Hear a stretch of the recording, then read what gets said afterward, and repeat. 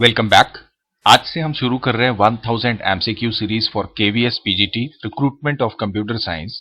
सबसे पहले Python fundamental के क्वेश्चंस डिस्कस करेंगे जो कि as per syllabus of KVS PGT computer science के कंप्यूटेशनल थिंकिंग यूनिट का पार्ट है। सबसे पहले हम इस यूनिट के chapter introduction to problem solving के एमसीक्यूज को देखेंगे।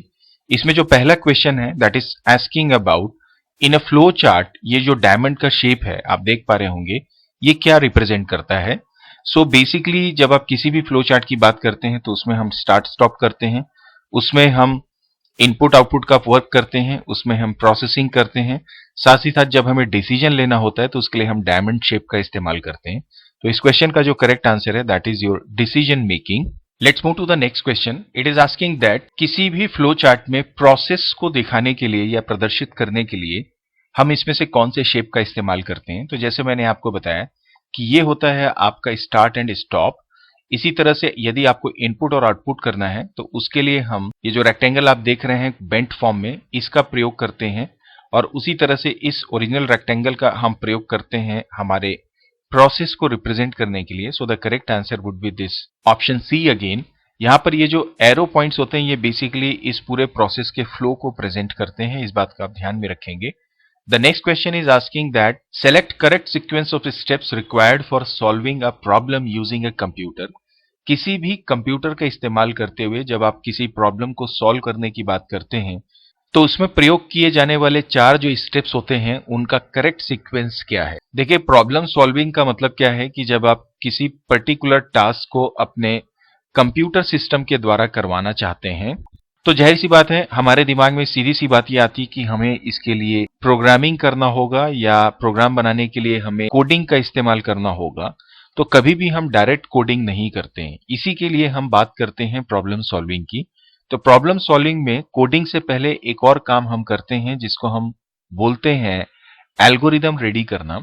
लेकिन इस एल्गोरिदम को भी रेडी करने से पहले आप इस प्रॉब्लम की पूरी तरह से छानबीन करते हैं, उसको एनालाइज करते हैं। तो सबसे पहला जो स्टेप होता है दैट इज ऑलवेज किसी भी प्रॉब्लम को सॉल्व करने के लिए कि आप प्रॉब्लम को एनालाइज करिए, उससे रिलेटेड डेटा को कलेक्ट करिए। देन उसके बाद में उस डेटा को कलेक्ट करने के बाद, प्रॉब्लम को समझने के बाद, उसको सॉल्व करने के लिए क्या स्टेप्स आप एग्जीक्यूट करेंगे, फॉलो करेंगे, उसके लिए एक एल्गोरिदम आप रेडी करते हैं। जब एल्गोरिदम रेडी हो जाता है उसके बाद में फिर आप कोडिंग करते हैं, मीन्स किसी पर्टिकुलर प्रोग्रामिंग लैंग्वेज को लेके। तो यहां पर हम स्पेसिफिक हो जाते हैं हमारे कंप्यूटर सिस्टम के लिए। एंड कोडिंग करने के बाद में जब हमारा सॉफ्टवेयर या प्रोग्राम रेडी हो जाता है उसे हम फिर टेस्ट करते हैं सो दैट हम ये चेक कर सके कि क्या हमारा सॉफ्टवेयर डिजायर्ड आउटपुट हमें प्रोवाइड कर रहा है या नहीं कर रहा है। So based on this we can say option B is correct. Now अगले क्वेश्चन को देखते हैं। It is asking that idea of solving a complex problem by breaking it down into smaller sub problem is called what.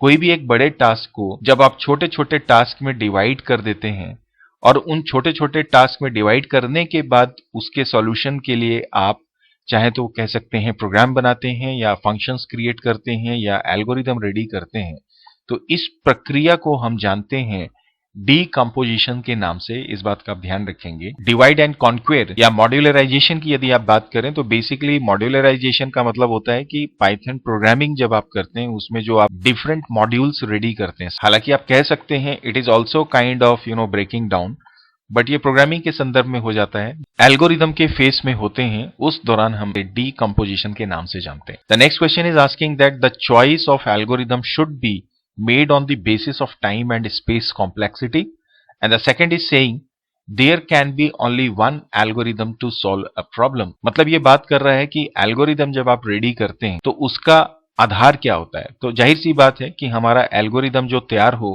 उसका मुख्य आधार होता है कि वह समय कितना लेता है। दूसरा, जो एल्गोरिदम हम तैयार करते हैं उसमें इस्तेमाल किए जाने वाले डेटा कितना स्पेस ऑक्यूपाई करेंगे। तो टाइम और मेमोरी, इन दोनों के आधार पर ही हम एक अच्छे एल्गोरिदम का चुनाव करते हैं। सो पहला ऑप्शन बिल्कुल सही है।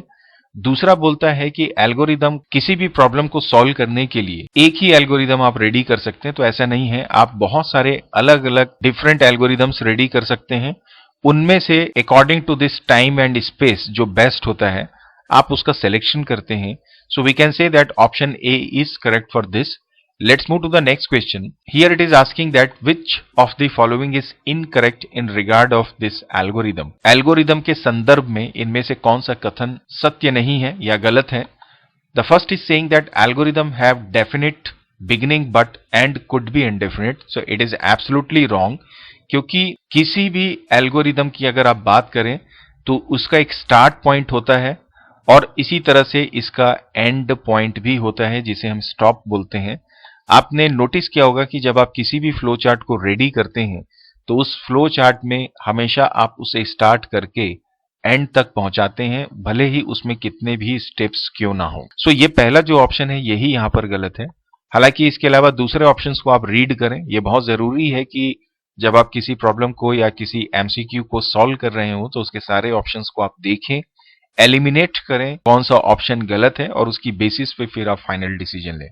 तो अगला जो ऑप्शन है, it is saying that N algorithm may have a certain steps which are repeating for a finite number of times, such an algorithm is said to be iterative. So it is exactly right कि जब आप किसी particular step को बार बार repeat करते हैं तो उसे हम इटरेटिव के नाम से जानते हैं, इसे हम लूप के नाम से भी जानते हैं। Option C is saying that the choice of algorithm should be made on the basis of time and space. तो ये हमने पहले भी डिस्कस किया, सही है। An algorithm where all the steps are executed one after the other is said to execute in a sequence. तो ये बिल्कुल सही बात है कि एल्गोरिदम का तात्पर्य क्या है कि जो भी स्टेप्स आप लिखते हैं वो एक पर्टिकुलर सीक्वेंस में होते हैं या सीक्वेंस में एग्जीक्यूट या फॉलो किए जाते हैं। यही एक्चुअल परिभाषा होती है आपके एल्गोरिदम की। तो ऑप्शन ए जो है यहां पर गलत है। अगला क्वेश्चन है, that is in order to write effective algorithm we need to take care of what. किसी भी इफेक्टिव एल्गोरिदम को बनाने के लिए उसमें आपको ध्यान रखना पड़ता है इनपुट का, उसमें आपको ध्यान रखना पड़ता है प्रोसेस का और साथ ही साथ आउटपुट का भी। तो करेक्ट आंसर जो होगा वो होगा इसका ऑप्शन डी, बिकॉज किसी भी प्रॉब्लम को जब आप सॉल्व करते हैं, आपने पढ़ा होगा कि जब आप कंप्यूटर सिस्टम के प्रोसेस की बात करते हैं तो it is always made up of 3 steps. One is called input, second is called process and third is called output, that is IPO cycle. तो यहां पर इसी की बात हो रही है। तो एल्गोरिदम जब आप बनाएंगे तो ऑब्वियसली आपको इन तीनों का ध्यान रखना पड़ता है। You need to take care of all this 3 steps. So अगले क्वेश्चन को देखते हैं। Here it is saying that we can represent our algorithm by what. So algorithm represent करने के हमारे पास 2 तरीके हैं, सूडो कोड भी है, फ्लो चार्ट भी है। यहां पर आप कंफ्यूज नहीं होंगे कि एक चीज और होती है जिसे हम जानते हैं कोडिंग के नाम से। तो बेसिकली एल्गोरिदम को हम सूडो कोड और फ्लो चार्ट से रिप्रेजेंट करते हैं और जब आप इसमें पूरी तरह से निर्धारित कर लेते हैं कि यही मेरा एल्गोरिदम फाइनल है, either in form of pseudo code और you can say flow chart, then आपका अगला स्टेप होता है उस एल्गोरिदम को कन्वर्ट करना कोडिंग में। तो इस बात को ध्यान रखें कि कोडिंग जो होता है एल्गोरिदम का रिप्रेजेंटेशन नहीं होता है। So there are only 2 ways we can represent an algorithm is what pseudocode and flowchart. So the correct answer is option C. Let's move to the next question. Here it is saying that visual representation of algorithm is what? किसी भी algorithm को visually अगर आप represent करना चाहते हैं तो उसे हम फ्लो चार्ट के द्वारा रिप्रेजेंट करते हैं। हमने पहले भी देखा कि ये जब आप इस तरह से डेटा को प्रेजेंट करते हैं तो ये फ्लो चार्ट विजुअल फॉर्म हो गया। ये विजुअल फॉर्म में हमारा फ्लो चार्ट तैयार होता है। अगला क्वेश्चन है, an algorithm is set good when the steps are precisely started and defined. बिल्कुल सही बात है कि जब एल्गोरिदम आप बना रहे हैं, एक अच्छा एल्गोरिदम वो होता है जिसमें जितने भी स्टेप्स होते हैं वो एकदम सही हो, सही तरीके से स्टार्ट किए जाएं और वो निश्चित हो। दूसरा, जो उसका रिजल्ट है हर एक स्टेप का वो यूनिकली डिफाइंड होना चाहिए, मतलब हर एक स्टेप में जो पर्पस है वो यूनिकली क्लियर होना चाहिए। Obviously same set of steps आप कभी भी रिपीट नहीं कर सकते। और तीसरा ये है कि जब आपने एल्गोरिदम स्टार्ट किया है तो जितने भी स्टेप्स आपने उसमें लगाए कहीं ना कहीं आप उसको फाइनली स्टॉप भी करते हैं। तो इसका जो करेक्ट आंसर है ऑल ऑफ द अबव। अगला हमारा क्वेश्चन है, it is saying that converting the algorithm into the format which can be understood by the computer to generate the desired solution is what। तो अभी आपको मैंने बताया कि जब आप एल्गोरिदम को सही तरीके से क्रिएट कर लेते हैं तो अगला स्टेप होता है उसका कोडिंग।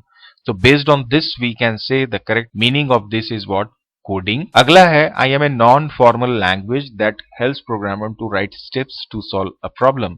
इसका आंसर है सूडो कोड। देखिए एल्गोरिदम को जब आप रिप्रेजेंट करते हैं फ्लो चार्ट या सूडो कोड के फॉर्म में, तो फ्लो चार्ट तो विजुअल रिप्रेजेंटेशन होता है, लेकिन जब आप इंग्लिश लाइक वर्ड्स को या हिंदी को भी आप इस्तेमाल कर सकते हैं। ऐसा कोई जरूरी नहीं है कि एल्गोरिदम बनाने के लिए एक स्टैंडर्ड लैंग्वेज है। ये एक इनफॉर्मल तरीका होता है किसी भी प्रॉब्लम को सॉल्व करने का। तो बहुधा ये है कि जो हम फॉलो करते आ रहे हैं, कॉपी पेस्ट करते आ रहे हैं, वो यही कि हम सूडो कोड तैयार करते हैं। और सूडो कोड में क्या होता है, एक नॉन फॉर्मल लैंग्वेज होते हैं जिसमें हम अपनी ही भाषा में सारे स्टेप्स को क्या करते हैं, डिफाइन करते हैं। जैसे अगर आपको दो नंबर को ऐड करना है तो आप सबसे पहले लिख देते हैं इनपुट टू नंबर्स, फिर आप लिखते हैं ऐड देम या compute them using what X plus Y. अब यहाँ पे इनपुट टू नंबर्स है तो आप लिख सकते हैं इन एक्स एंड वाई, एंड इसके बाद आप लिख देंगे डिस्प्ले व्हाट योर रिजल्ट। अब अगर आपने यहाँ पे आर लिखा है तो आप यहाँ पे लिख सकते हैं compute R equal to x plus Y.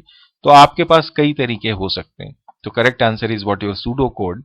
Let's move to the next question. It is asking that analyzing a problem refers to what? So finding a solution before writing a program, understanding the problem before finding the solution, breaking down complex problems, converting algorithm into format understood by computer. तो analyze का मतलब हमने शुरुआत में भी देखा कि किसी प्रॉब्लम को समझना उसके सॉल्यूशन को फाइंड करने से पहले। So option B is the correct one. यहां पर अगला क्वेश्चन है, क्वेश्चन नंबर 14, कि ये जो फ्लो चार्ट है आप इसे देखें और देखने के बाद आप ये बताएं कि ये किस प्रकार का फ्लो ऑफ कंट्रोल है। सो देखिए आपने स्टार्ट किया, रीड किया नंबर, मैं इसे थोड़ा जूम आउट कर लेता हूं और थोड़ा बेहतर आपको दिख रहा होगा। यहां पर ये बोल रहा है पहले स्टार्ट किया, नंबर रीड किया, उसके बाद आपने कंडीशन लगाई, अगर कंडीशन ट्रू होगा तो ये आंसर डिस्प्ले होगा, फॉल्स होगा तो ये आंसर डिस्प्ले होगा। यहां पे आपने कंडीशन लगा दी है, इसका मतलब ये होगा सिलेक्शन। देखिए जब आप फ्लो ऑफ कंट्रोल की बात करते हैं तो इसमें तीन चीजें होती हैं, सीक्वेंस भी होता है। यहां पर आप देखिए सीक्वेंस है, सिलेक्शन और रिपीटेशन। सीक्वेंस का मतलब एक के बाद एक सारे स्टेटमेंट्स एग्जीक्यूट हो जाएंगे। जब आप कंडीशन लगाते हैं तो उसे हम सिलेक्शन के नाम से जानते हैं, और जब कोई स्टेटमेंट बार बार रिपीट होता है तो रिपीटिशन के नाम से जानते हैं। तो correct answer is selection here. अगला क्वेश्चन है, यहां पर फिर से फ्लो चार्ट है, आपको बताना है कि ये किसका एग्जाम। तो आप ध्यान देंगे हमने प्रोग्राम स्टार्ट किया, काउंटर 0 किया, काउंटर की वैल्यू 10 रखी, उससे कम हम कंपेयर करेंगे। Actually 0 is less then 10। अगर ट्रू होगा तो ये डिस्प्ले करेगा, काउंटर की वैल्यू 1 से बढ़ेगी और वापस कंट्रोल इस कंडीशन पे जाएगा। अर्थात ये रिपीटेशन ऑफ स्टेटमेंट्स इन दोनों का तब तक होते रहेगा जब तक ये कंडीशन ट्रू है। जब ये फॉल्स होगी कंडीशन तो प्रोग्राम स्टॉप हो जाएगा। So this is example of what your repetition. So overall this is how we all can understand ये प्रॉब्लम सॉल्विंग से रिलेटेड क्वेश्चन जो मैंने अपनी ओर से रेडी किए हैं आप सबके रेफरेंस के लिए। एंड आगे बढ़ते हैं और अब हम बात करते हैं हमारे इस वीडियो सेशन के मेन चैप्टर की, दैट इज पाइथन फंडामेंटल्स, और we can say getting started with the Python. तो शुरुआत से एक एक करके सारे क्वेश्चंस को देखते हैं। The first is saying that Python is what? It's interpreted और कंपाइल्ड लैंग्वेज, और both interpreted and compiled. Well Python जो होती है वो आइडियली एक इंटरप्रेटेड लैंग्वेज होती है, और कंपाइलेशन जो होता है वो इसका एक स्टेप होता है। तो ideally we should say that Python is basically interpreted language. यहां पे एक ऑप्शन दिया हुआ है both interpreted and compiled. Basically जो जावा होती है that is considered as what? Interpreted and compiled. अगर आपको इसमें जरा सा भी डाउट है तो आप प्लीज एक बार कमेंट करके मुझे बताएं, आप सजेस्ट भी कर सकते हैं। Now the next question is saying that Python shell is basically what? See Python shell का मतलब आप जानते होंगे कि जब आप पाइथन आईडीएलई को स्टार्ट करते हैं, मैं अपने स्टार्ट पे जाता हूं और यहां से आईडीएलई को स्टार्ट करता हूं, तो आप अपनी स्क्रीन पे देख पा रहे होंगे this is called actually Python shell. तो जब आप पाइथन को स्टार्ट करते हैं तो आप अपनी स्क्रीन पे देख पा रहे होंगे this is called your Python shell, जहां पर आप कोडिंग कर सकते हैं। दो तरीके से कोडिंग हो सकती है, एक तो इंटरएक्टिव मोड पे या आप स्क्रिप्ट मोड पे जा सकते हैं। जब आप न्यू फाइल को ओपन करेंगे तो यहां पर जाके आप पूरा सेट ऑफ कोड एक बार लिख के एग्जीक्यूट कर सकते हैं। So this is what your Python shell. So basically ये जो पाइथन शेल होता है it is actually your interpreter. जैसे अगर मैं यहां पर a लिख दूं और इक्वल टू लेके छोड़ दूं तो it will show you what invalid syntax. What it is doing here is actually interpretation. So we can say that Python का जो शेल होता है वो एक इंटरप्रेटर होता है, क्योंकि लाइन बाय लाइन ये आपको सारे स्टेटमेंट्स एग्जीक्यूट करता है। जैसे ही आप कोड लिखेंगे, एंटर करेंगे, ये आपको आंसर दे देगा। The next question is asking that which of the following symbol indicate Python prompt in Python shell? तो ये जो 3 बार ग्रेटर देन का सिंबल होता है, you all can notice in this Python shell. I open it back, आप देख सकते हैं this is your Python interpreter का ये प्रॉम्प्ट है। अगला जो क्वेश्चन है, it is saying that using Python interpreter one can execute Python program is. तो अभी मैंने आपको बताया कि दो मोड होते हैं, इंटरैक्टिव मोड और स्क्रिप्ट मोड। इंटरैक्टिव मोड का मतलब होता है जहां पर आप लाइन बाय लाइन स्टेटमेंट या एक स्टेटमेंट एक टाइम पे एग्जीक्यूट होता है। स्क्रिप्ट मोड पे आप सेट ऑफ स्टेप्स या सेट ऑफ लाइंस या सेट ऑफ स्टेटमेंट्स को एक साथ क्या कर सकते हैं, एग्जीक्यूट कर सकते हैं। So the correct answer is both. Let's move to the next question. Here it is asking that select the correct statement. In interactive mode we can save Python code for future use. So it's absolutely wrong because जब आप interactive mode पे जाते हैं तो यहां पर आप जो भी कोड लिखते हैं उसे सेव नहीं कर सकते। हालांकि अगर आप इसका स्क्रिप्ट मोड देखें जो मैंने आपको ओपन करके दिखाया, या मैं फिर से यहां से फाइल पे जाके इसे न्यू ले लेता हूं, तो अब आप देख पा रहे होंगे, तो यहां पर अगर आप इस कोड को लिखेंगे, कोई भी कोड लिखेंगे, आप उसे यहां सेव कर सकते हैं। मैं एक बार जो मेरा पहले का लिखा हुआ कोई कोड है उसे मैं ओपन कर लेता हूं, लाइक दिस। ये पांडा का कोड है, यहाँ पे ऑलरेडी सेव है, लेकिन इस कोड को आप यहां पे लिख के सेव नहीं कर सकते, आई मीन इंटरैक्टिव मोड पे। सो the correct answer is what, कि पहला ऑप्शन जो है वो फॉल्स है, और दूसरा ये बोलता है कि script mode is more convenient for testing single line. तो सिंगल लाइन टेस्ट करने के लिए तो इंटरैक्टिव मोड ही बनाया गया है। स्क्रिप्ट मोड बेसिकली एक पूरे सेट ऑफ स्टेटमेंट्स को एग्जीक्यूट करने के लिए। तो यहां पर ये दोनों स्टेटमेंट जो है वो पूरी तरह से गलत है। The next question is saying that a Python program is called what. तो पाइथन का जो प्रोग्राम होता है उसे हम मॉड्यूल के नाम से जानते हैं, ध्यान रखेंगे। और पाइथन प्रोग्राम फाइल का जो एक्सटेंशन होता है दैट इज ऑलवेज .py.py।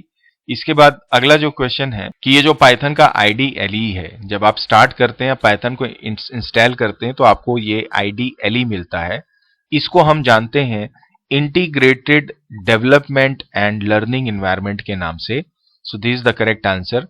अगला क्वेश्चन है विच of the following is not correct statement about Python. इनमें से कौन सा पाइथन से रिलेटेड कथन सही नहीं है। द फर्स्ट इज सेइंग कि Python is not case sensitive, जो कि पूरी तरह से गलत है, क्योंकि अगर पाइथन प्रोग्रामिंग आप करते हैं तो इसमें एक ऑपरेटर होता है एंड, तो ये इस कैपिटल एंड से टोटली डिफरेंट है। उदाहरण के तौर पे दूसरा एक कीवर्ड है जिसे हम ब्रेक के नाम से जानते हैं, अगर आप इसे कैपिटल में ब्रेक कर देंगे तो ये दोनों ही डिफरेंट मीनिंग के हो जाते हैं। तो पहला ही ऑप्शन जो है वो करेक्ट नहीं है। दूसरा पाइथन इंटरप्रेटेड है, बिल्कुल सही बात है। Python is dynamically typed language, बिल्कुल सही बात है। आप यहाँ पे x लो, x में 20 डाल दो तो ये इसका डेटा टाइप इंटीजर हो जाएगा। अगली बार जब आप x में यहाँ पर टेक टिप नाउ डालोगे तो ये इसका डेटा टाइप स्ट्रिंग हो जाएगा। तो ये डायनेमिकली टाइप्ड है and it is easy to read as it does not use semicolon and brackets. तो इसमें जो पहला ऑप्शन है दैट इज रॉन्ग।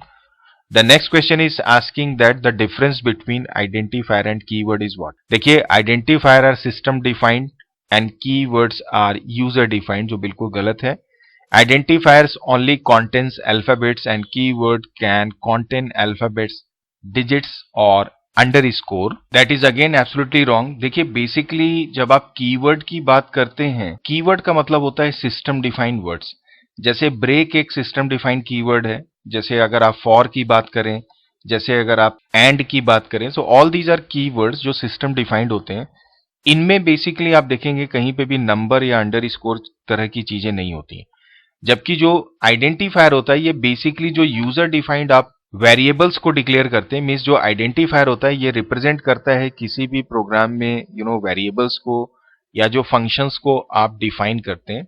तो identifier is more about user defined entities, और कीवर्ड जो होता है it's more about system defined entities. तो यहां पर एक पॉइंट और लिखा हुआ है कि identifier identifies the name of entity and keyword specify the type of entity. ये भी पूरी तरह से गलत है, बिकॉज आइडेंटिफायर जो होता है ना, it identifies which type of object it is, whether it is variable, whether it is function और keyword. So the correct answer of this question would be none of the above.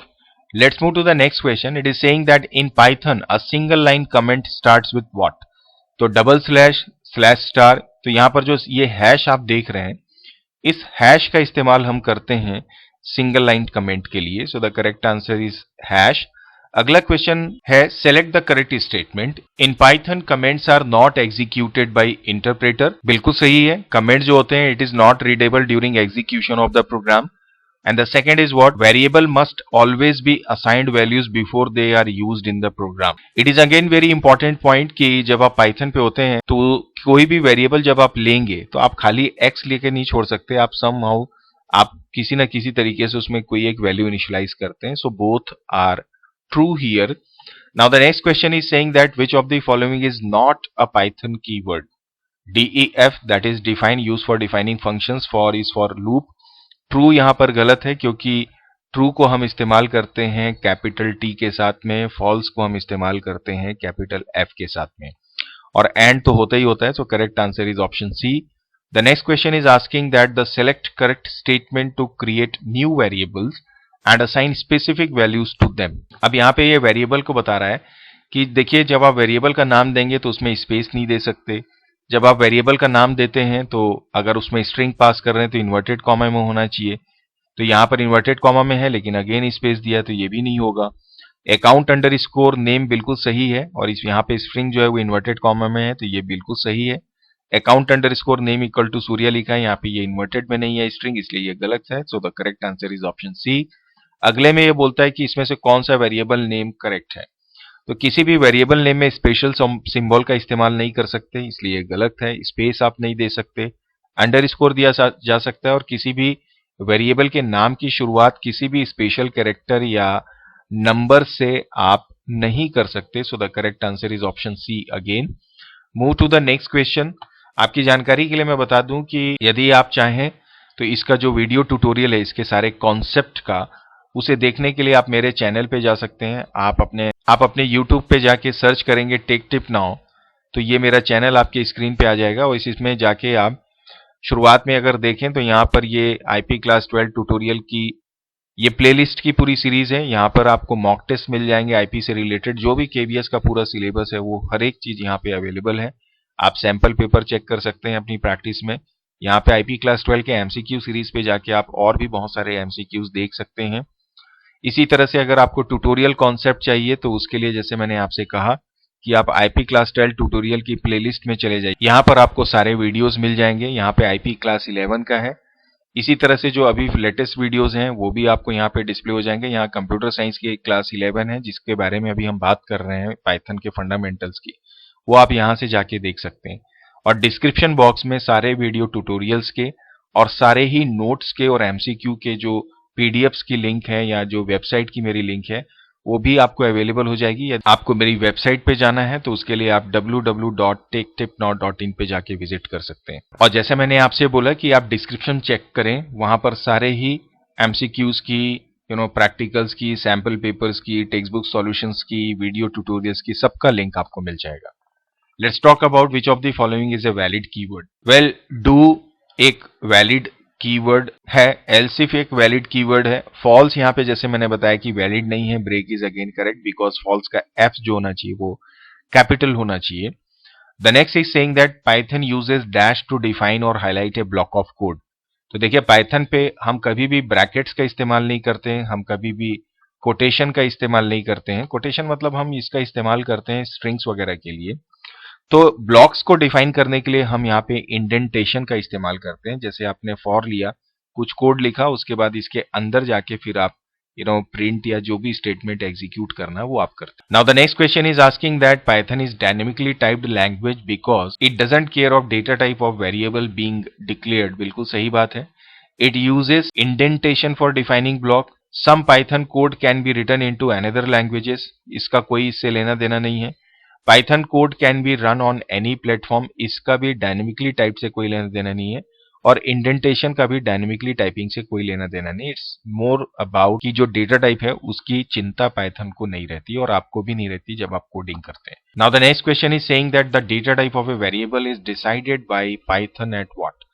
तो data type जो variable का होता है obviously it is decided at compile time. Let's move to the next question. Which of the following data type is not supported by Python? So देखिए, well float is a data type, complex एक number का type होता है, ये भी होता है. List भी एक डेटा टाइप है, सीक्वेंस के नाम से इसे जानते हैं. तो date is something which is not supported by your Python. So the correct answer is option D. अगला क्वेश्चन है to determine the data type of a variable dash is used. तो किसी भी वेरिएबल की वैल्यू जो आप डालते हैं उसका डेटा टाइप क्या होगा उसे पहचानने के लिए हम टाइप मेथड का इस्तेमाल करते हैं। यदि आप लिखते हैं टाइप और ब्रैकेट में अगर आपने x डाल दिया और x इक्वल टू से फॉर एग्जांपल 20.4 है, सो this will show you what this float. इसे मैं ठीक से लिख देता हूं। सो ये होगा आपका फ्लोट। अगला क्वेश्चन है the data type of given statement would be, this is a number लेकिन it has been kept inside this inverted comma. So इसका जो आंसर होगा वो स्ट्रिंग होगा, क्योंकि जो भी वैल्यू इन्वर्टेड कॉमा में आप डालते हैं it becomes what your string. The next is saying that the data type of given statement would be what? S है, S इक्वल टू 12 है, 3.45 है, 7 है। और आप ध्यान देंगे यहाँ पर ये स्क्वेयर ब्रैकेट्स लगे हुए हैं। तो जब आप स्क्वेयर ब्रैकेट लगा देते हैं तो वो लिस्ट हो जाता है। जब आप किसी वैल्यूज को या सेट ऑफ वैल्यूज को स्मॉल ब्रैकेट में पास करते हैं तो वो टपल होता है। स्ट्रिंग के लिए तो आप इन्वर्टेड कॉमा या सिंगल कोटेशन या ट्रिपल कोट का इस्तेमाल कर सकते हैं। तो इसका आंसर है लिस्ट। अगला क्वेश्चन है, देखिए यहाँ पर ये टपल रेडी हो गया है क्योंकि यहाँ पर आप देखिए स्मॉल ब्रैकेट है। So the correct answer is option number B. Now the next question is saying that executing following code will return what. हमने यहाँ पे क्वांटिटी ली -12.34 और इसका टाइप में हमने ब्रैकेट में डाल दिया क्वांटिटी। तो इसका करेक्ट आंसर क्या होगा? सो देखिए ये एक फ्लोट वैल्यू है। तो फ्लोट जो होता है वो नेगेटिव फ्लोट के नाम से तो कोई भी इसका डेटा टाइप होता ही नहीं है। सो इसका जो करेक्ट आंसर होगा this will B class float. अगले क्वेश्चन की ओर बढ़ते हैं। It is saying that which of the following is not a Python sequence. Sequence का मतलब ये होता है कि जो सेट ऑफ वैल्यूज होती हैं, मल्टीपल सेट ऑफ वैल्यूज होती हैं, जैसे आपने डाला 1 2 3 4। अब आप इसे या तो ब्रैकेट में डाल दीजिए या लिस्ट के फॉर्म में डाल दीजिए या इन्वर्टेड कॉमा में भी आप इन वैल्यूज को पास कर सकते हैं। सो लिस्ट, टपल, स्ट्रिंग ये तीनों ही सीक्वेंस कहलाते हैं, जबकि डिक्शनरी जो होता है ये सीक्वेंस नहीं होता, बिकॉज यहां पर आप की और कोलन लगा के वैल्यू के पेयर के फॉर्म में डेटा को पास करते हैं। सो ये यहां पर इसे हम मैपिंग के नाम से जानते हैं, क्योंकि ये वैल्यूज जो होती हैं वो मैप हो जाती हैं इन की के साथ में। इन्हें हम एसोसिएटिव एरे भी बोल सकते हैं। यदि आप पीएचपी वगैरह जानते होंगे तो आपने पढ़ा होगा, जहां पे जो वैल्यूज होती हैं उनको उनके लेबल के साथ आइडेंटिफाई किया जाता है।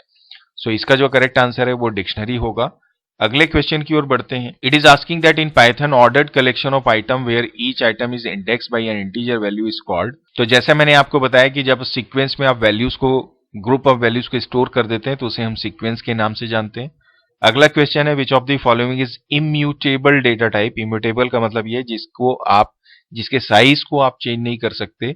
सो स्ट्रिंग जो होता है वो इम्यूटेबल होता है और टपल जो होता है ये भी इम्यूटेबल होता है। एक बार आपने कोई स्ट्रिंग डिफाइन कर दिया, जैसे मैंने लिया एस इक्वल टू, यदि आपने यहाँ पे डाल दिया टेक, इसके बाद में यदि आप एस इक्वल टू एम करेंगे so this will not be allowed. और अगर ये स्टोर करेगा तो पहले ये ओरिजिनल एस को डिलीट करेगा और फिर इसका नया इंस्टेंस क्रिएट करता है। तो स्ट्रिंग जो होते हैं और जो टपल होते हैं इनको एक बार आपने डिफाइन कर दिया तो आप मॉडिफाई नहीं कर सकते। इसके बाद अगला क्वेश्चन है to represent the volume of cylinder. अब सिलेंडर का यदि आपको वॉल्यूम को रिप्रेजेंट करना है तो किस टाइप का डेटा टाइप आपको चाहिए? तो ऑब्वियसली हम फ्लोट लेंगे, क्योंकि इसकी जो वैल्यू हो सकती है वो डेसिमल पॉइंट्स में हो सकती है। एम्प्लॉइज का यदि आपको एड्रेस रिप्रेजेंट करना है तो उसके लिए कौन सा डेटा टाइप होगा? तो ऑब्वियसली स्ट्रिंग लेंगे आप। String uses what. तो अभी मैंने आपको बताया आप डबल कोट ले सकते हैं, सिंगल कोट भी ले सकते हैं और आप चाहें तो ट्रिपल कोट भी ले सकते हैं, याद रखिएगा इस बात को। तो इसका आंसर इस चॉइसेस के अकॉर्डिंग में बोथ ए एंड बी है। Next question is asking that find the output of given code. यहाँ पे x की वैल्यू 2 है, y की वैल्यू 3 है। So x equal to Y plus C क्या होगा? अब आप देखेंगे यहाँ पर c जो है वो तो हमने डिफाइन ही नहीं किया, हमने डायरेक्ट इसे एक्सप्रेशन में ले लिया है। तो ये आपको क्या प्रेजेंट कर देगा? एरर प्रेजेंट कर देगा। The next question is which of the following statement is correct. 4 plus 2 equal to x. तो हम असाइनमेंट कभी भी इस तरीके से नहीं कर सकते, it should be x equal to 4 plus 2, तो ये गलत है। ls equal to x plus 3, जहां पर ये x एक कैरेक्टर का फॉर्म है, प्लस 3 जो एक नंबर है, तो कैरेक्टर प्लस वैल्यू को आप या नंबर को ऐड नहीं कर सकते, तो ये भी गलत है। Here it is saying that l equal to a character है और b कैरेक्टर और आपने इसको एक्सपोनेंशिएशन कर दिया है, तो ये भी रॉन्ग है। फाइनली आपने डाला sum equal to 3.67//2, so this is absolutely correct. Let's move to the next question. Which of the following is not an arithmetic operator. देखिए ये एक्सपोनेंशिएशन है, ये मॉडुलस है, ये इक्वल टू साइन है, ये असाइनमेंट ऑपरेटर होता है। So the correct answer is option C, because option D में जो आपने स्लैश स्लैश लिया है this is for floor division या कंप्लीट डिवीजन के लिए हम इसका इस्तेमाल करते हैं। अगले क्वेश्चन की ओर बढ़ते हैं। यहाँ पर question number 50 is saying that which is not true about operation in Python. देखिए, plus and into work in similar pattern for this sequences data type like tuples and list.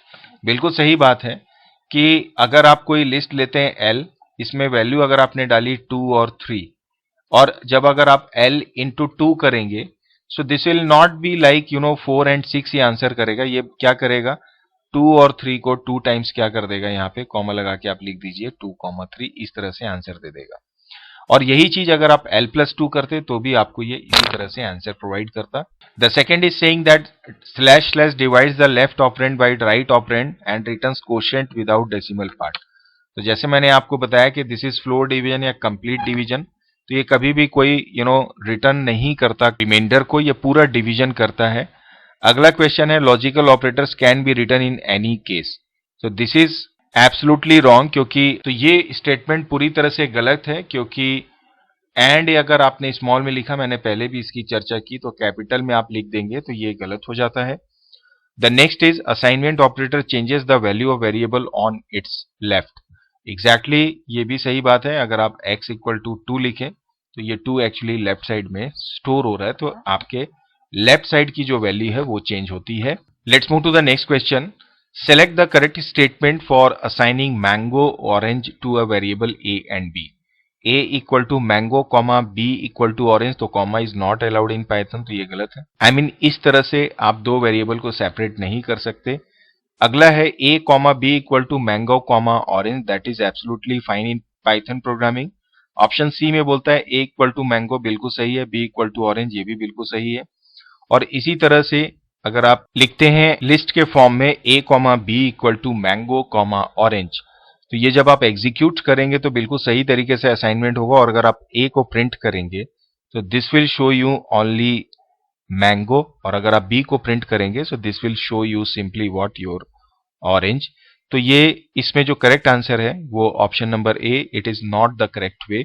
बाकी तीनों तरीके से आप मल्टीपल वेरिएबल्स को declare कर सकते हैं। Let's move to the next question. Write statement to assign cube of average of values of x and y to variable z। x और y का एवरेज निकालना है, so we can write x plus y divided by 2। यहां पर x और y को हम bracket में डाल देंगे, एंड इसका निकालने के बाद आपको चूंकि इसका क्यूब करना है, so we can take it in bracket again, और उसके बाद में हम यहाँ पे 2 टाइम्स एक्सपोनेंशिएशन ऑपरेटर लगा के इसे 3 कर देंगे, तो ये हमारा क्यूब आ जाएगा जिसे हम z पे स्टोर कर देंगे।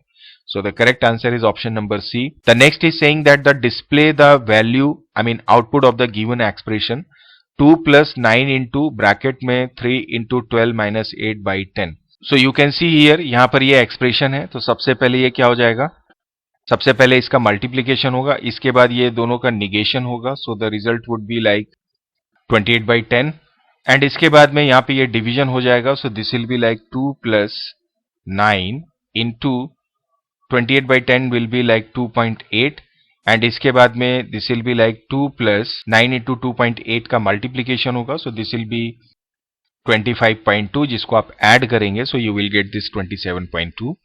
Let's move to the next question. Display the output of following assignment where 1 equal to int in bracket 4.56, then you print where 1। सो चूंकि ये एक लिटरल है, सो ये कन्वर्जन नहीं होगा और this will produce you error. Let's move to the next question. Which of the following is used as membership operation in operator in Python. तो एंड, इज, इन और रेंज में जो इन ऑपरेटर होता है this is called your membership operator.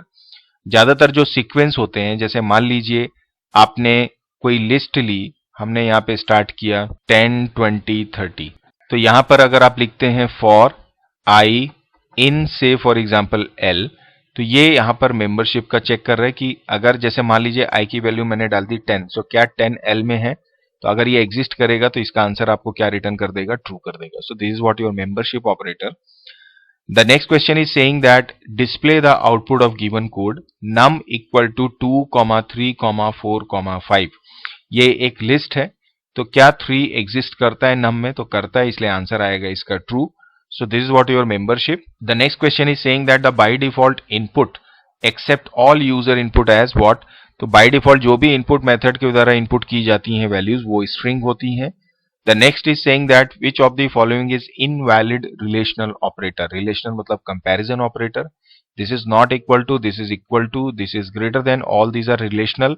This equal to is basically assignment operator. So we can say the correct answer of this question is option C. The next is saying that A into equal to B. We all know that A into equal to B equal to A into, you can say, B. So the correct answer is what? Option B. Let's move to the next one. Dash is combination of constant, variables and operators. So this is simply what your expression like x plus y into 2. So this is what your expression. The next is saying that the display the output of this. Print take tip now computer education. तो जब आप इसको print करोगे कहीं पे कोई भी space नहीं है, टी स्मॉल है, सी कैपिटल है, एजुकेशन का ई कैपिटल, इसको ध्यान रखिएगा. यहां पर ये मेरे से मिस्टेक हुई है. It should be like this. So correct answer is option B. अगला क्वेश्चन है identify the type of error in given code. x equal to input in bracket enter a character. If x equal to A और E और आई और ओ और you. अगर आप इस code को एग्जीक्यूट करेंगे तो आपको सही आंसर नहीं मिलेगा, क्योंकि हमने यहाँ पे जो लॉजिक लगाया है ये गलत लगाया है. This is basically logical operator. आप इसे एग्जीक्यूट करके देख सकते हैं. ये सिर्फ ए को आपको वॉवेल शो करेगा, बाकी सब में ये कॉन्सोनेंट दिखाएगा. उसका रीजन ये है कि जब आप इफ के साथ एक्स लगाएंगे तो इंडिविजुअल कंपैरिजन होना चाहिए. It should be like X double equal to A, और आई मीन यहाँ पर ये और तो प्रोग्रामिंग सी में आ जाएगा. इट शुड बी और x double equal to, you can say what, e and so on. इस तरह से अलग अलग आपको इसमें कंपैरिजन करना होगा, तब ये आपको सही आंसर देगा. तो ये लॉजिकल एरर है. इसी तरह से the next is saying that identify the type of error in given code. यहां पर देखिए हमने पहला ब्रैकेट लगाया, इनपुट लिया, लेकिन इसके इंट का कन्वर्जन के ब्रैकेट को क्लोज नहीं किया, तो ये एक सिंटैक्स एरर है. अगला फिर से कोड है जिसमें ये बोलता है कि आप फिर से चेक करिए एरर. अब आप देखें यहां पे लिखा है r equal to float input enter radius, बिल्कुल ठीक है. a equal to 3.14 into R plus R. अब क्वेश्चन में हमको क्या निकालना है? Area of circle. तो it should be pi R square. तो हमने यहाँ पर प्लस कर दिया, जो कि एक्चुअली हमें r इंटू आर ही करना था. तो ये क्या हो गया? फिर से हमारा लॉजिकल एरर आ गया. नाउ इसी तरह से अगला क्वेश्चन है when the statement is correct syntactically but the interpreter can not execute it. So this is basically called what your runtime error. देखिए लॉजिकल एरर होगा तो भी प्रोग्राम चलता ही चलता है, ऐसा नहीं कि चलेगा नहीं, बस आपको आंसर गलत मिलता है. लेकिन चलेगा ही नहीं, करेक्ट है, तो ये रन टाइम एरर है. Find the output of given code. Print 6 is less then 12. तो 6 इज लेस देन 12 मतलब ये ट्रू है. फिर उसके बाद आपने लगाया and. 12 is less than 6 false हो गया. तो ट्रू एंड फॉल्स को जब आप कंबाइन करेंगे, so this will definitely return you what? False. So the correct answer is false. अगला क्वेश्चन है किसी प्रोग्राम का इंडेंटिंग अगर गलत कर दिया जाए तो पाइथन कौन सा एरर देगा? So this will be simply what? Your syntax error. The next is what? Which of the following is correct statement to find cube of 2. तो क्यूब निकालना है, तो क्यूब नाम से तो कुछ भी नहीं होता है, पावर ही आप यूज करेंगे, और चूंकि 2 का क्यूब निकालना है तो it should be option B, power 2,3. The next question is saying that select the incorrect statement. It is mandatory to include else always with the if statement.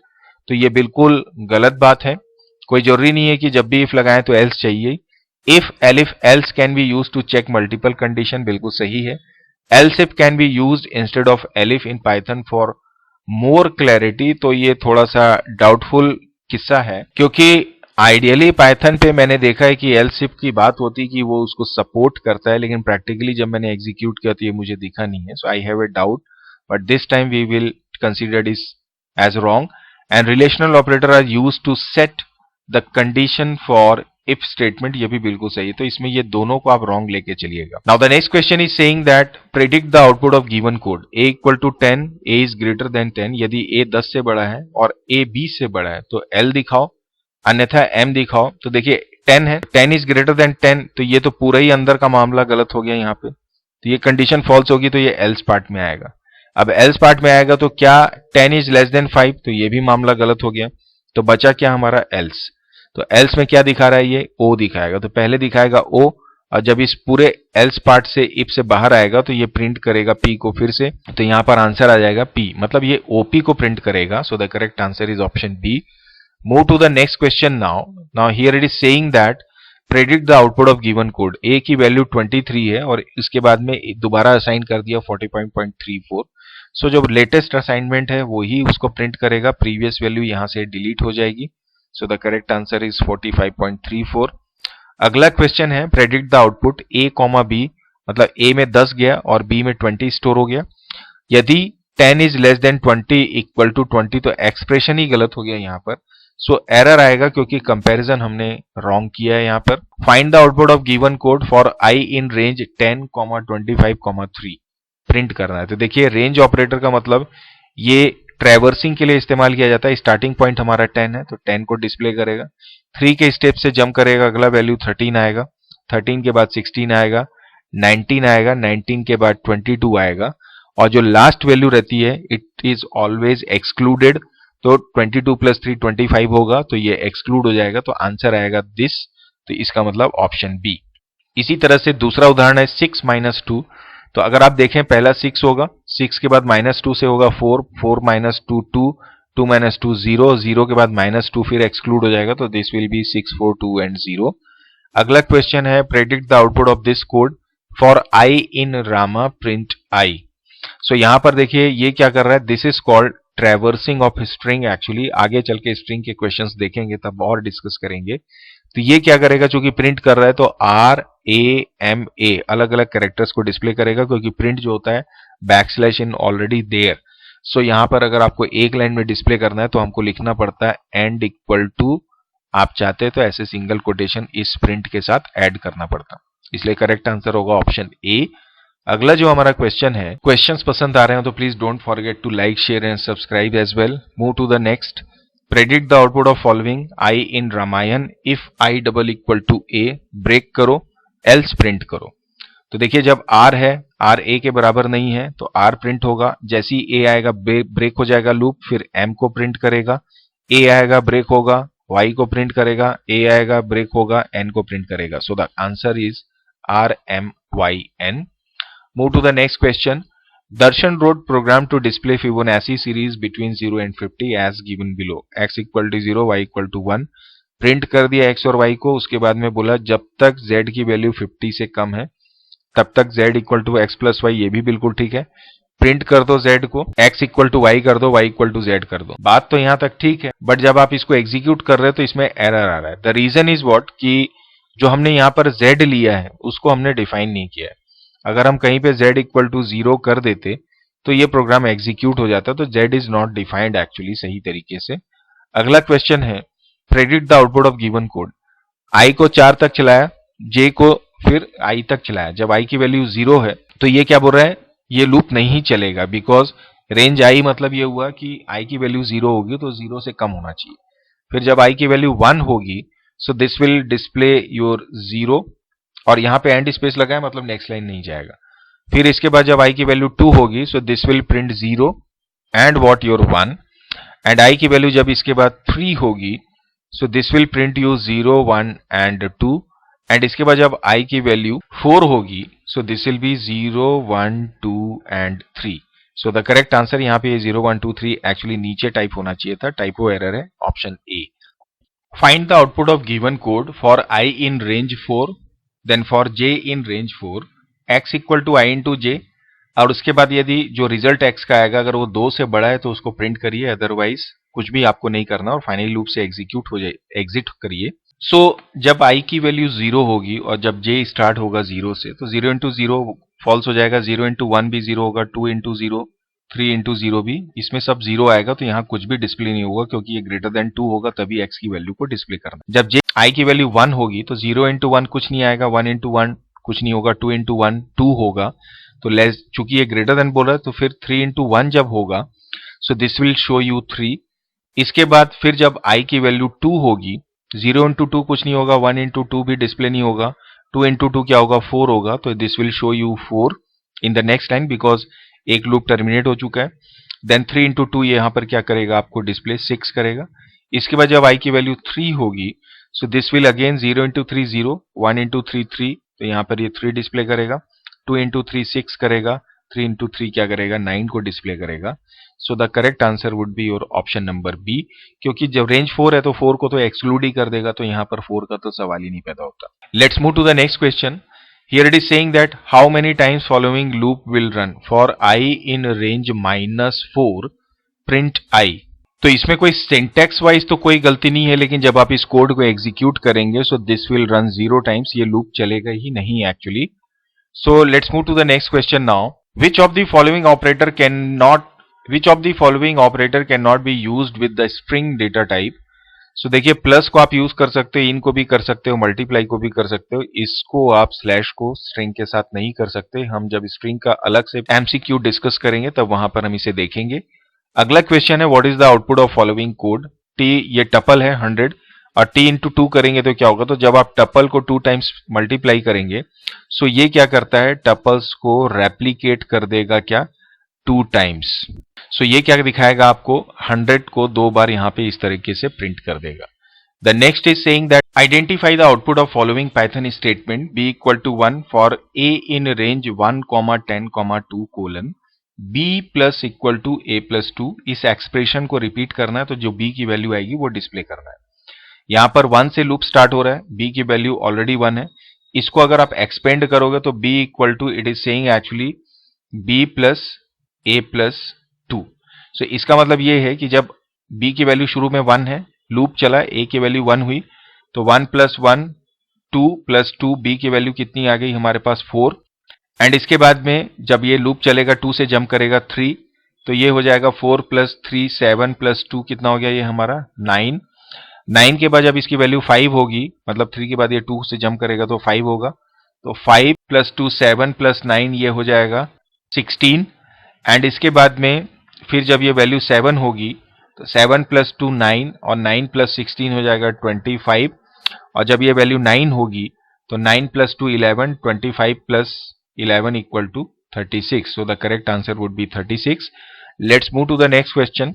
Evaluate the following expression and identify the correct answer. So देखिए, जब आप इस code को execute करेंगे so this will be obviously, पहले ये यहाँ पे एक्सपोनेंशिएशन करेगा। मैं इसको सिंप्लीफाई कर देता हूं यहाँ पर। सो देखिए, यहाँ पर सबसे पहले ये ब्रैकेट का सॉल्यूशन आएगा, ये हो जाएगा 6, ये एक्सपोनेंशिएशन होके 8 हो जाएगा, जिसमें ये 4 मल्टीप्लाई होगा तो ये 32 हो जाएगा। 32 प्लस 6 इंटू 5 हो जाएगा 30 और ये माइनस 16। तो जब आप इसको सॉल्व करेंगे so this will be 18। So the correct answer is your 18। The next is saying that not true and false और ट्रू। तो नॉट ट्रू का मतलब हो गया फॉल्स, फॉल्स एंड फॉल्स का मतलब हो गया फॉल्स, और फॉल्स और ट्रू का मतलब हो गया और लगाया तो ये आंसर आ जाएगा ट्रू। तो करेक्ट आंसर इसका ट्रू हो जाएगा। The next is saying that which of the following statement would give error after executing the following code. There are 5 statements you all can see here. S में आपने value डाली, print किया S को, फिर S में आपने thank you डाला, उसके बाद आप you are trying to print S0 equal to A. तो देखिए, स्ट्रिंग का जब आप इसमें असाइनमेंट करते हैं तो स्ट्रिंग इज एक्चुअली इम्यूटेबल, तो आप इसके पहले एलिमेंट को चेंज ही नहीं कर सकते। तो स्टेटमेंट 4 जो है वो आपको एरर प्रेजेंट कर देगा, और उसके बाद जब आप इसे अपडेट करेंगे so this will be okay. So the correct answer is your option number B, statement 4। Let's move to the next question. What will the following expression be evaluated to in Python. यहां पर देखिए, print 15.0 divided by 4 plus 8 plus 3.0। तो पहले ये इसको add करेगा, so this will be your 11.0। इसके बाद 15.0 डिवाइडेड बाई 4 को अगर आप निकालेंगे सो दिस विल बी 3.75, जिनको ये ऐड कर देगा so this will be 14.75। Let's move to the next one. Now here it is saying that find the error. यहाँ पे ये एस में मैंने स्ट्रिंग डाला फॉर आई इन रेंज 0,5, यहाँ पे रेंज लगाया 0 से 5, प्रिंट किया SI को, प्रिंट किया I प्लस S को। तो देखिए, जब आप रेंज ऑपरेटर लगाते हैं तो should be quoted in this brackets. तो सीधी सीधी बात है कि स्टेटमेंट 2 यहाँ पे पूरा गलत हो गया। आइडियली यहाँ पर देखिए I plus S, number plus character का एडिशन भी नहीं होगा, तो इसका जो आंसर आएगा option C, statement 2 and statement 4 both are wrong. हालांकि जब आप इसे एग्जीक्यूट करेंगे तो यहीं पर आपको पहले एरर दिखा देगा, उसके बाद बोलेगा आप इसको ठीक करो। तो आइडियली तो दोनों ही स्टेटमेंट गलत है। रन टाइम पे 1 by 1। अगला क्वेश्चन है look at the code given below and find the statement have error. तो x इक्वल टू 100 है, बिल्कुल सही है। If x mod 4 double equal to 0, यहाँ कोलन लगाना भूल गया तो स्टेटमेंट 2 में एरर है। प्रिंट सही है। एल्सिफ लगाया जो कि एलिफ होना चाहिए, it should B elif actually, तो यहाँ पे स्टेटमेंट नंबर 4 में गलती है। बाकी सब सही है, तो यहाँ पर भी स्टेटमेंट 2 और 4 में मिस्टेक है, sorry statement. So let's move to the next question. Evaluate the following expression. तो अगेन यहाँ पे 6 इज ग्रेटर देन 2, तो ये हो गया मेरा फॉल्स। उसके बाद लगा है and 3 is greater then 6, again ये फॉल्स है। उसके बाद लगा है और 4 इज लेस देन 3, ये भी फॉल्स है। उसके बाद फिर से लगा है एंड 5 इज ग्रेटर देन 3, तो ये ट्रू है। तो एफ एंड एफ फॉल्स होगा, और लगा के फिर फॉल्स लगाएंगे तो ये भी फॉल्स होगा, एंड लगा के ट्रू कर देंगे, F and false and true, so this will be your false, so the correct answer is false. Let's move to the next question. Predict the output of given code. x में आपने string value डाल दी, I equal to p कर दिया, while I in x print I and space. so ये पूरा का पूरा जो कोड है ये wrong है, क्योंकि हम यहाँ पर while का इस्तेमाल नहीं करते, for का इस्तेमाल करते हैं ट्रैवर्सिंग के लिए। अगर आप इस कोड को एग्जीक्यूट कर देंगे तो ये इनफाइनाइट लूप में चले जाएगा, बिकॉज हमने यहाँ पे जंप के लिए कोई भी स्टेटमेंट नहीं लिखा, ना ही यहाँ पर कोई रेंज ऑफ मेथड का इस्तेमाल किया है।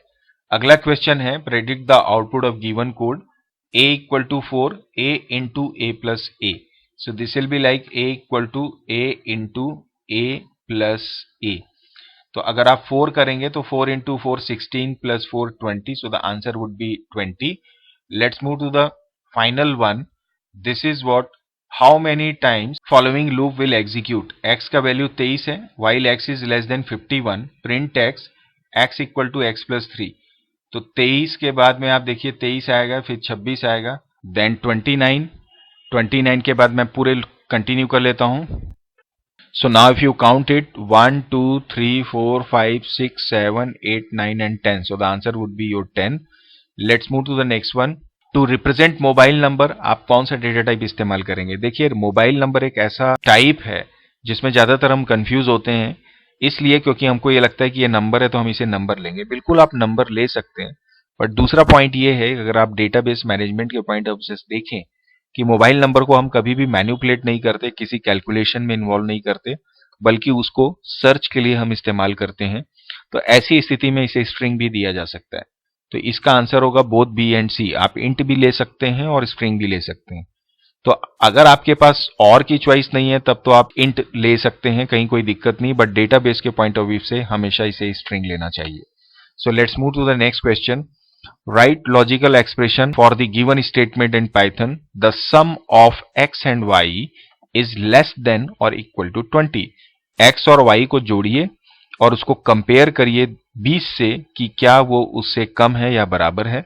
तो हमने x प्लस वाई लिखा, लेस देन इक्वल टू लगा दिया कितने से? हमारे 20 से। सो इसके आधार पर आप देख सकते हैं ऑप्शन बी हमारा करेक्ट है। तो ये तो बात हुई हमारे पाइथन फंडामेंटल्स की। इसके बाद अगला पॉइंट हमारा है स्ट्रिंग का, जिसके बारे में हम नेक्स्ट वीडियो सेशन में डिस्कस करेंगे, इनके एमसीक्यूज के बारे में। फिलहाल पाइथन फंडामेंटल से रिलेटेड ये सारे हमने एमसीक्यूज केवीएस के पीजीटी कंप्यूटर साइंस के पॉइंट ऑफ व्यू से डिस्कस कर लिए हैं, और मैं उम्मीद करता हूं कि ये डेफिनेटली क्वेश्चंस जितने भी आपको हेल्प करेंगे आपकी प्रिपरेशन करने में और इस एग्जाम को क्रैक करने में। इसी उम्मीद के साथ आज के सेशन को एंड करेंगे, बट उससे पहले I would request you to please subscribe my channel if you haven't. और अगर आपको ये वीडियो पसंद आए तो please don't forget to like and share it as well. तो चलिए मिलते हैं नए सेशन में, नए चैप्टर, नए सॉल्यूशन, नए कॉन्सेप्ट के साथ में। Till then keep practicing, keep learning and keep watching my channel. Bye bye and take care.